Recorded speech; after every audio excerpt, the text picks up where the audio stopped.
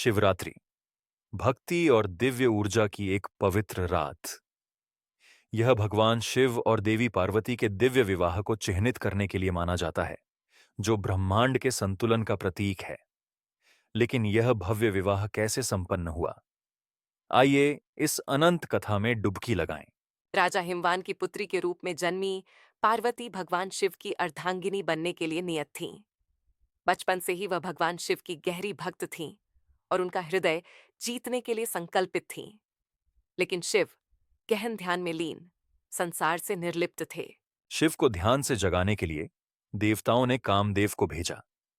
लेकिन जैसे ही कामदेव का बाण शिव को स्पर्श करता है, उन्होंने क्रोधित होकर अपनी तीसरी आंख खोल दी और कामदेव भस्म हो गए।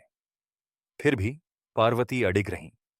उन्होंने अपना महल त्याग दिया, सभी सुख सुविधाओं को छोड़ दिया और हिमालय में कठोर तपस्या की। पार्वती की अटूट भक्ति को देखकर भगवान शिव प्रसन्न हुए।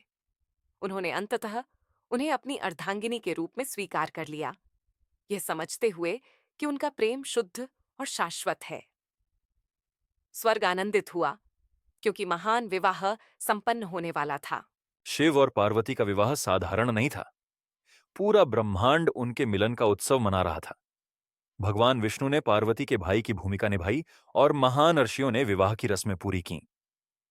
भगवान शिव अपने सन्यासी रूप में भूत प्रेत, साधु संतों और दिव्य प्राणियों की अनोखी बारात लेकर पहुंचे, जिससे पार्वती के परिवार में आश्चर्य का माहौल बन गया। फिर भी यह विवाह भव्यता से संपन्न हुआ, जो शिव संहारक और पार्वती जीवन की पोषक के रूप में ब्रह्मांडीय ऊर्जा के संतुलन को दर्शाता है। आज भी शिवरात्रि इस पवित्र मिलन की याद में मनाई जाती है। भक्त उपवास रखते हैं, पूजा अर्चना करते हैं और ओम नमः शिवाय का जाप करके दिव्य आशीर्वाद प्राप्त करते हैं।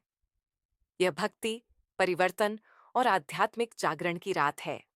शिव और पार्वती का विवाह केवल प्रेम की कहानी नहीं है। यह इस बात की याद दिलाता है कि सच्ची भक्ति और दृढ़ संकल्प सबसे महान दिव्य शक्तियों को भी प्रभावित कर सकते हैं।